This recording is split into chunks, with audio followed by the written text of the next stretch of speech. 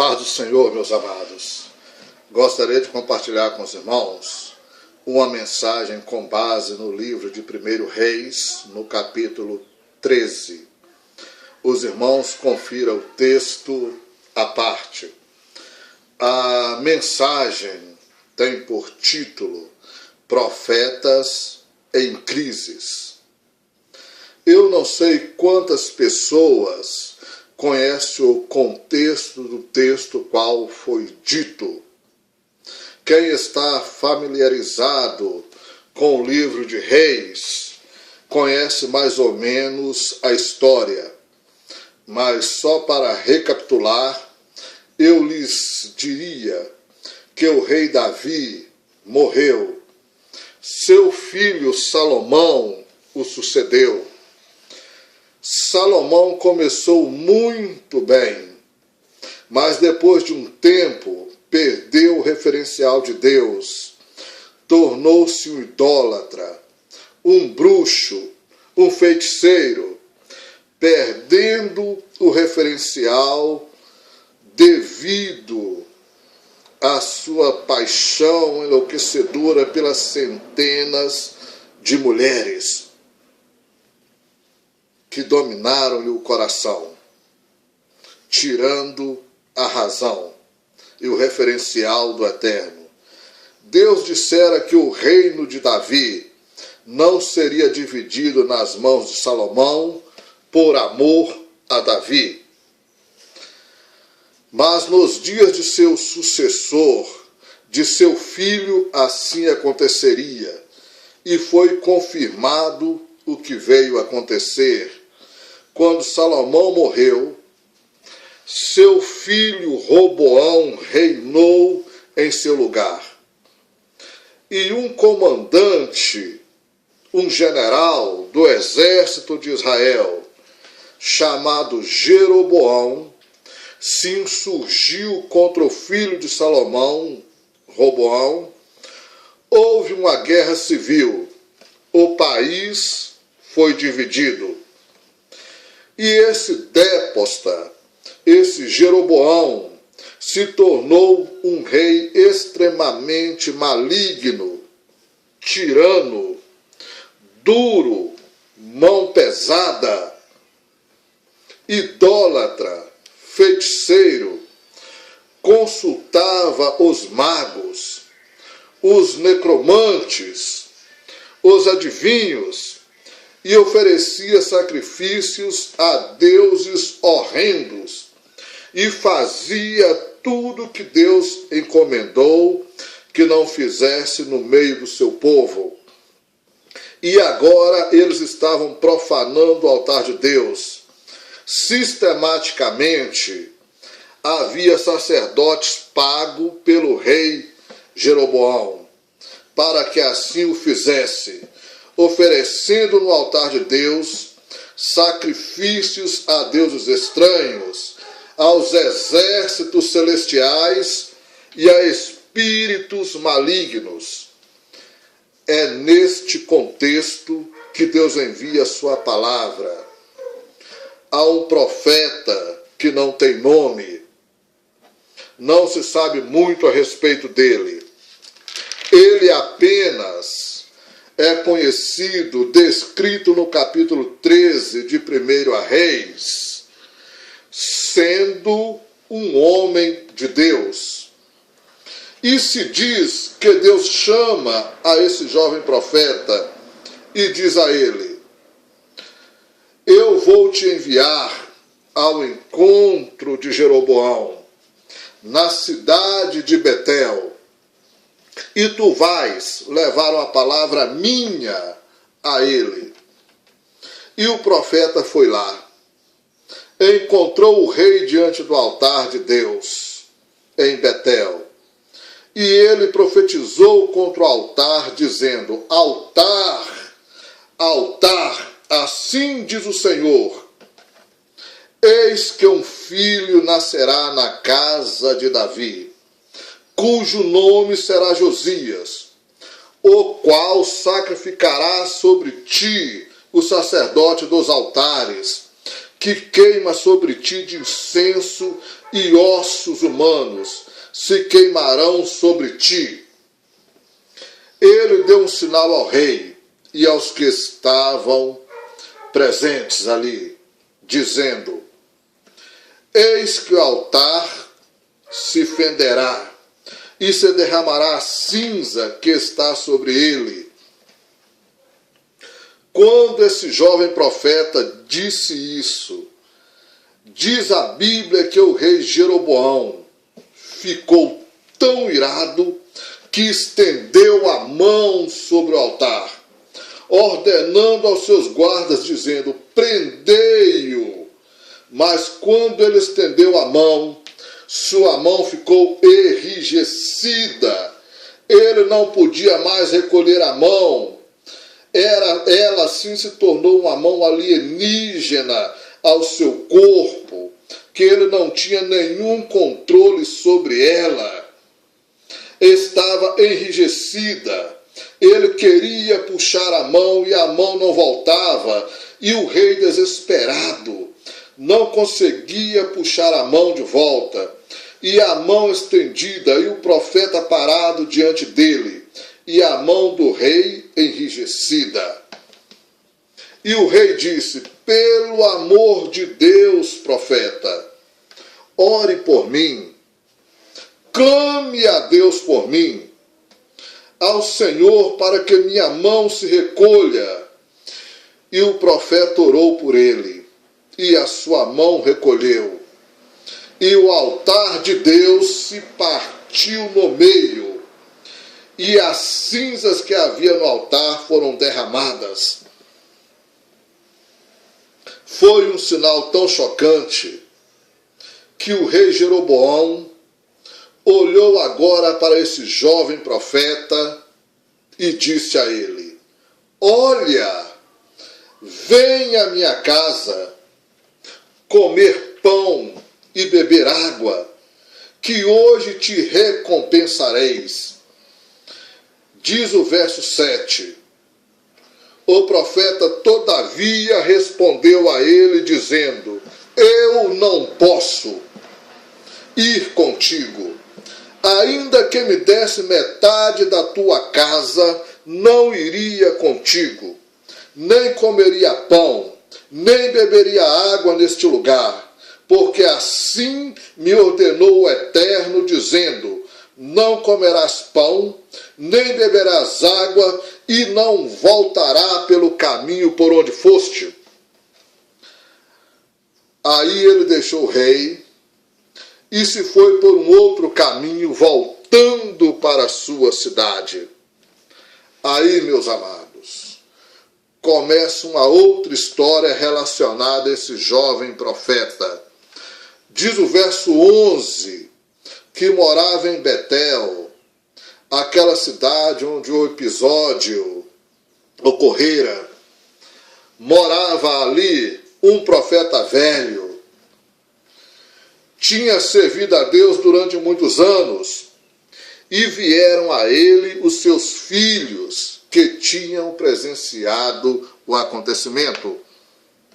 Chegaram em casa correndo, com o fôlego sobressaltado, gritando: pai, pai, papai, pai, o Senhor nem imagina o que aconteceu. Veio um profeta, um profetinha, jovenzinho, sem barba, ainda moço, tenro, quem sabe sem experiência ainda, mas foi lá, encarou o rei Jeroboão, disse umas verdades a ele, disse umas verdades para o rei. O rei mandou prendê-lo, mas a mão do rei ficou imobilizada, o altar se partiu. O profeta teve que orar para ele, para que sua mão, a mão do rei, voltasse ao normal. E mais ainda, o rei queria dar recompensas enormes ao profeta. E o profeta disse: olha, não recebo nada, não como pão, nem bebo água na tua casa, não recebo tua recompensa, e nem volto pelo caminho por onde vim. Estou indo embora. E contaram a história ao pai. E o pai perguntou: vocês sabem o caminho por onde ele foi? Eles responderam: nós sabemos. Ele disse: por favor, preparem-me aí um jumento. Preparem o meu jumento. Ponha a sela. Arrumem tudo direitinho, porque eu vou atrás desse jovem profeta. E trouxeram o jumentinho. Ele monta o seu jumento e sai correndo o máximo que pode. E o jumento vai no seu passinho jumentoso ao encontro de onde está o profeta novo, até que ele o acha debaixo de um carvalho. Está ali o moço, sentado, quieto, tranquilo, na dele, na boa. O profeta olha para ele e diz assim: escuta, tu és o homem de Deus que estava em Betel e que falaste uma palavra ao rei? E diz aqui a Bíblia, no verso 14, que o profeta disse: sou eu mesmo. És tu? Sou eu mesmo. Sou eu mesmo. Aí ele disse: entra na minha casa, come pão e bebe água. Aí o profeta novo diz: eu não posso. Interessante é que ao rei ele dissera: ainda que me desse tudo, não entraria.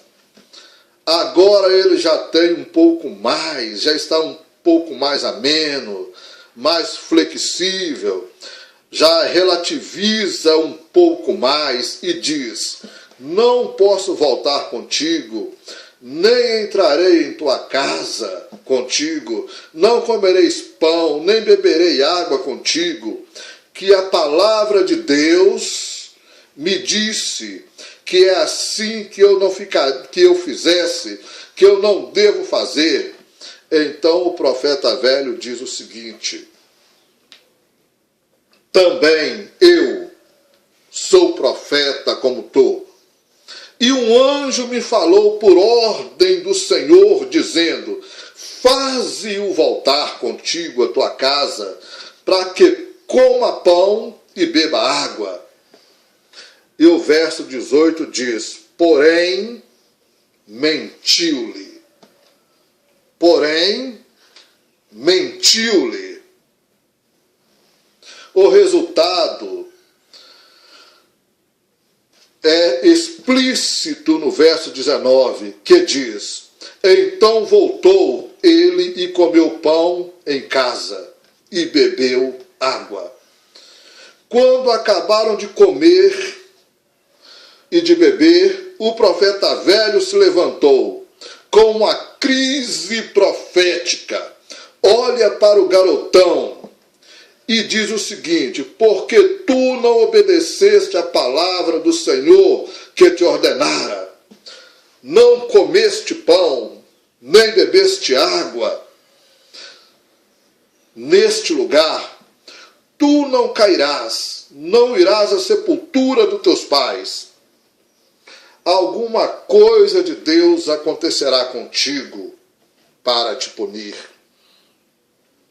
O profeta jovem se levanta, pega seu jumento, vai para casa. Diz a Bíblia que no meio do caminho, um leão sai do bosque, pula sobre ele e o mata. Ficaram ali os três. Profeta morto no meio. Leão de um lado. O jumento de outro lado. Um olhando para o outro. E os transeuntes passaram e chegaram à cidade e disseram para o profeta velho o que tinha acontecido. E a Bíblia diz que ele então prepara o seu jumento, vai àquele lugar, percebe que o corpo do jovem não foram despedaçado, coloca-o sobre o seu próprio animal, traz-o de volta à cidade, sepulta aquele moço na sepultura da família que o profeta velho tinha. E o pranteia grandemente e diz: ó meu irmão, ó meu irmão, ó meu irmão, homem de Deus, ó meu irmão. Esta é sem dúvida uma história estranha, embora esquisita. É uma história que deixa a cabeça da gente com alguns nós. A gente fica querendo entender o que há aqui. Há um profeta que mente.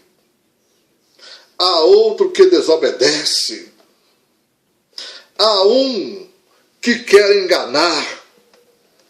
Há outro que parece querer ser enganado. O que engana parece amar aquele que é enganado. Há um sentimento estranho. Aliás, eu diria a todos que estão ouvindo esse áudio, que a história aqui descrita nos mostra com uma força enorme o poder da ambiguidade, das contradições, dos contrastes, das confusões que habitam o coração de qualquer ser humano. Primeiramente, nós somos levados à ambiguidade do profeta jovem. Ele é aquele que conhece a Deus, que é profeta, que ouve de Deus, que fala a palavra de Deus, que quer servir a Deus, mas também quer recompensas humanas, quer reconhecimento humano, também quer ser aplaudido, também quer ser percebido, ele também quer ser visto, também quer usufruir dos benefícios do trabalho. E parece estar profundamente habitado por esse desejo de reconhecimento, fortemente habitado em sua alma. Interessante que o verso 7 diz que ele escapou da proposta do rei que diz: entra na minha casa, come e bebe comigo, eu te recompensarei. Ele diz: não. Consegue vencer a primeira tentação. Vai, volta para a sua cidade, por outro caminho. E agora, quando esse profeta velho se aproxima dele e diz: tu és o homem de Deus? Ele diz: sim, sou eu. Aí ele diz: entra na minha casa, come, bebe comigo. O profeta novo diz: não posso. Isso é profundamente revelador, esse conflito. Eu abençoei o povo, confrontei o rei, falei em nome de Deus, milagres aconteceram, sinais se manifestaram, e agora eu tenho que me recolher à minha solidão. não posso nem receber um tapinha, não posso nem comer um panetone real, não posso nem beber água mineral das fontes do rei, não posso ser nem reconhecido, nem receber um presente, não posso nem voltar para o mesmo caminho, não posso ouvir o pessoal lá dizer: homem de Deus, homem de Deus, homem de Deus. Tenho que voltar por um outro caminho, solitário, onde ninguém viu nada, sabe nada, aonde o que eu sou, o que eu faço não é percebido, não é discernido. Aí vem esse conflito enorme, crescendo dentro dele. Essa coisa de querer ser aclamado, ser recompensado, ser percebido, ser reconhecido, ser valorizado. Segunda ambiguidade que aparece aqui é a do profeta velho. A ambiguidade do profeta velho. Esse profeta velho é digno de ser deitado num divã dos melhores psicanalistas, porque há um nível de confiabilidade aqui enorme. Você não vê, ou melhor, você vê uma relação de amor e ódio muito grande aqui. Uma relação de amor e ódio muito grande descrita aqui, que é muito comum nos mais idosos, nos mais velhos da igreja, nos mais velhos de casa. Aí vê um moço aparecendo, dá um ataque de nostalgia. Ah, meu Deus, eu nunca tive a chance de ver um altar rachar, nem o rei ficar com a mão estendida, esperando a palavra que eu ia dizer, que a palavra que sairia de Deus da minha boca. Rei, recolha o braço. Há um sentimento estranho, porque de um lado ele ama aquele moço. Ele se projeta naquele jovem profeta. Que moço fantástico, espetacular, corajoso, audacioso. O coração se enche de empolgação a respeito dele. Mas, por outro lado, ele está cheio de inveja, ciúmes.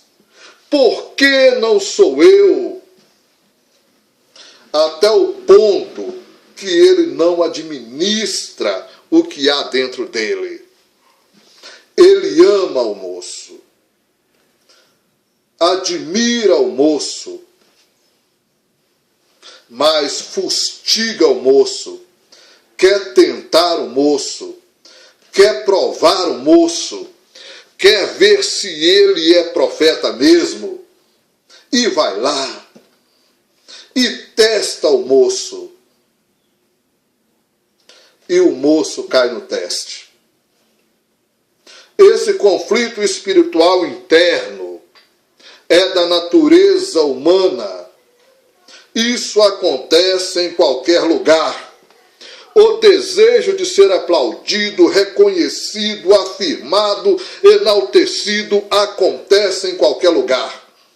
O desejo de querer ser igual a alguém que está em ascensão, o desejo de querer ser como aquele cara famoso, isso acontece muito. Ouçam bem, eu não estou aqui para falar exatamente sobre isso. Tivemos uma grande introdução para situarmos no drama que aqui está. Eu vim refletindo nas lições que aparecem aqui nessas porções da palavra de Deus e que são fortes, são seríssimas para todos nós. E há 3 delas aqui que eu gostaria que permanecesse em nossos corações, que guardássemos com carinho e atenção no mais profundo do nosso íntimo, do nosso ser. Primeira delas é aquela que diz que os momentos mais perigosos da vida são sempre aquele que vem depois das grandes conquistas. Os momentos mais perigosos da vida são sempre aqueles que vêm depois das grandes conquistas. Gente, depois das grandes conquistas, vem o momento mais perigoso. É depois que você passa no vestibular, que vem uma vontade enorme de você ir para a farra, jogar para o alto um monte de coisas, de valores que você não negociaria. Depois de bater todo mundo como vendedor do ano, tornar o vendedor que mais vende na região, é que dá aquela vontade de celebrar com a loiraça.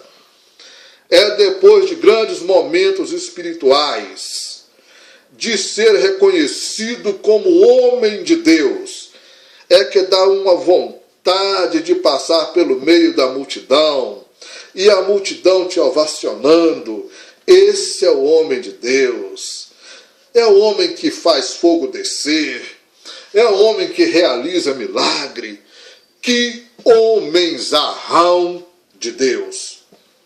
É depois de ver o rei com o braço estendido, sem poder recolher, esperando a palavra sair da sua boca para que as coisas aconteçam. Essa pompa enorme. De fato, eu e você mais somos fragilizados.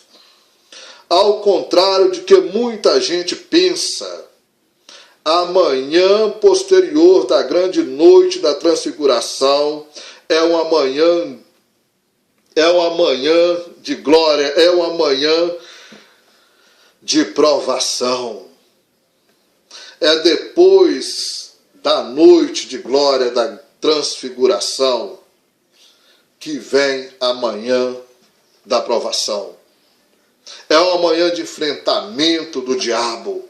Você lembra que Jesus transformou-se diante de seus discípulos à noite? No dia seguinte, quando ele desce do monte, ele encontra uma seta, um diabo renitente, ousado, desejoso de ficar, de barrar o caminho. É sempre assim. É depois que os céus se abrem para ele, que ouvem a voz do Pai no batismo. Esse é o meu filho amado, no qual tenho grande alegria. Ele é levado ao deserto para ser tentado pelo diabo. É depois que Elias faz fogo cair do céu sobre o altar e destrói os 400 sacerdotes de Baal e mata os 450 sacerdotes de pós-ídolos lá no ribeiro de Quizon, que ele caminha numa profunda depressão, numa angústia, num marasmo, num sentimento tremendo de solidão. Ninguém lhe bateu nas costas, ele fica sozinho e a alma se escaramuja, se espreme, se encolhe no próprio ser e ele deseja morrer. Cada um experimenta seu conflito a seu próprio modo, mas é sempre depois desse momento de glória que vem o momento de maior tentação. Você lembra de Pedro? No momento de glória, quando Jesus pergunta: o que dizem a multidão? Quem eu sou? o que a última pesquisa de opinião mostrava sobre Jesus? Jesus pergunta: e vocês? O que dizem que eu sou? Pedro toma a palavra e diz: tu és o Cristo, o Filho do Deus vivo. Jesus olha para ele e diz: bem-aventurado és tu, Simão Barjonas, que não foi carne nem sangue que revelou, tu revelaste o meu Pai que está no céu. Em verdade te digo que tu és Pedro, e sobre esta pedra eu edificarei a minha igreja, e as portas do inferno não prevalecerão contra ela. Olha o que acontece a seguir. Jesus diz: em verdade vos digo, que importa que o Filho do Homem vá em Jerusalém, que seja escarnecido, maltratado, cuspido, martirizado, seja morto e ressuscite ao terceiro dia. Aí Pedro diz: Senhor, isso jamais acontecerá contigo. Jesus, que tinha acabado de dizer para ele: tu és bem-aventurado, olha para ele e diz: arreda-te, Satanás. Sabe o porquê? Depois de ter uma revelação daquelas, Pedro começou a achar que qualquer coisa que saísse dele, de dentro dele, era boa. Depois de ter aquele impacto maravilhoso: tu és o Cristo, tu és Cristo, ele sentiu outro impulso. Agora, Senhor, isso não te acontecerá. Só que esse agora não tinha nada a ver com Deus, mas sim com o diabo. Depois da glória, você ganha uma confiança enorme. Começa a achar que de alguma forma você tem direito a recompensas. Segunda lição: as relações mais perigosas da vida são aquelas que misturam admiração e inveja. As relações mais perigosas da vida são aquelas que misturam admiração e inveja. A lição tirada para mim e para você aqui é que aquelas que dizem, ou melhor, é que aquelas que misturam admiração e inveja, as piores pessoas são aquelas que nos amam com passionalidade. Os indivíduos mais perigosos são os discípulos mais fervorosos. De vez em quando encontramos pessoas que dizem: te admiro, admiro você, você é muito inteligente, tem um bom papo, conheço tudo sobre você, eu sei até como você pensa. Aí ele começa a falar comigo e eu começo a me ver, porque ele me repete o tempo todo. O sujeito está admirado, está apaixonado, ele me repete mais do que eu me repito. Aí eu começo a ficar com medo. Uma hora dessa, ele me mata. No dia que eu deixar de ser exatamente o que ele projetou que eu sou, ele me arrebenta. Aí no dia em que você perceber que você está em outra direção, esse amor e ódio se mistura, admiração e inveja, dor e passionalidade sobem, aí ele te arrebenta. Se torna um inimigo terrível, se torna o mais obstinado, se torna o mais implacável. O que mata celebridades no final das contas são os sonhos mais obcecados. E isso é o que a palavra de Deus mostra aqui, de alguma forma. Aquele profeta velho ama e mata. Uma coisa estranha, amor e ódio. Isso às vezes acontece até nos corações de pais em relação aos filhos. Acontece todos os dias em muitos lugares. Hoje aqui, olhem para mim. Hoje aqui, na vida de muitos, essas coisas estão acontecendo. Acontecem na sua casa, acontecem no seu bairro, às vezes acontece em relação ao irmão mais velho, que vê o irmão mais novo e não aguenta ver você prosperar. Aí ele começa a irar, a coisa toda se embola. Ele não sabe se te ama ou se te odeia, se te abraça ou te mata. Acontece todos os dias, toda hora, nos lugares mais diferentes. Essa é uma lição que a palavra de Deus, uma lição seríssima que a palavra de Deus nos adverte. Perigosa. As pessoas mais perigosas são sempre aquelas que misturam admiração e inveja.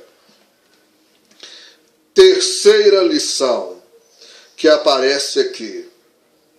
As piores tentações são aquelas que usam a palavra de Deus de maneira manipulativa. As piores tentações são aquelas que usam a palavra de Deus de maneira manipulativa. A pior tentação não é aquela que diz: vou dar uma saidinha com a mulher do vizinho, está garantido, ninguém vai saber.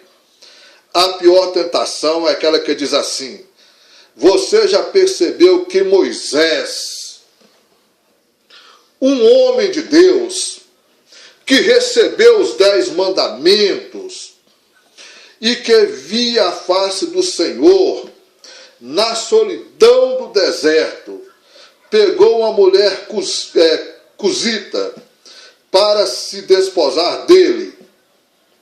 Ora, se Moisés, que via a glória de Deus, pegou uma mulher no deserto, mediando a uma a outra no deserto de Barã, isso não era adultério?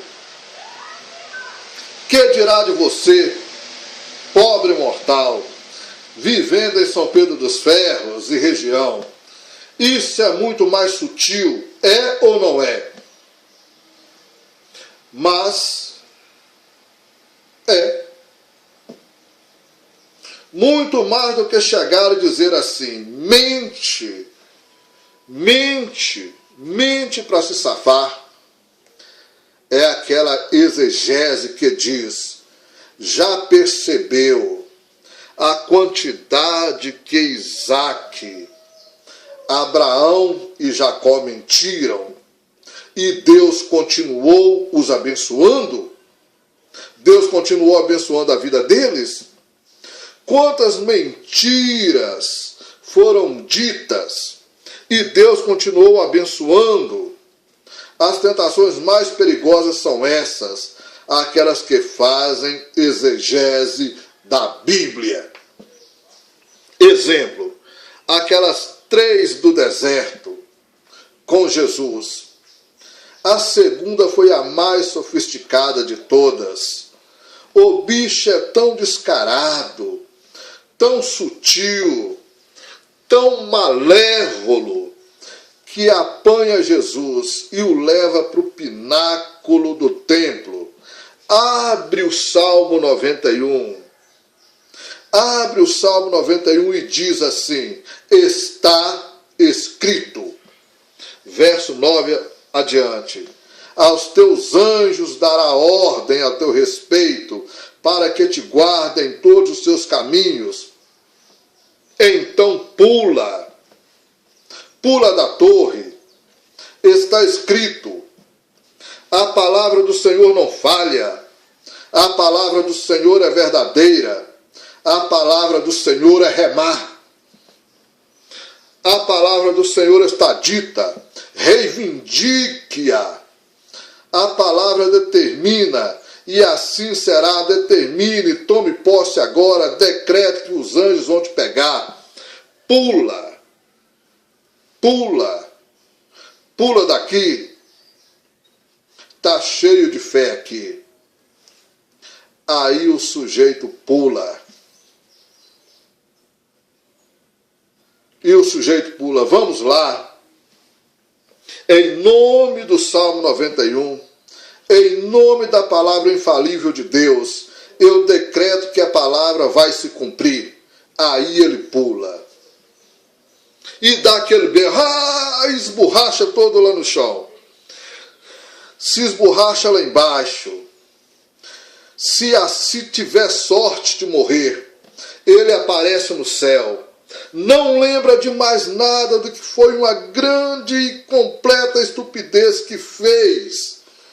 O Senhor que é bom, que eu estou aqui, o Senhor misericordioso, longânimo, nem lembra que foi uma estupidez que ele fez. Por isso que ele está no céu. Deixa tudo para lá. Agora, se ele dá o azar de não morrer, aí está lá embaixo, pernas quebradas,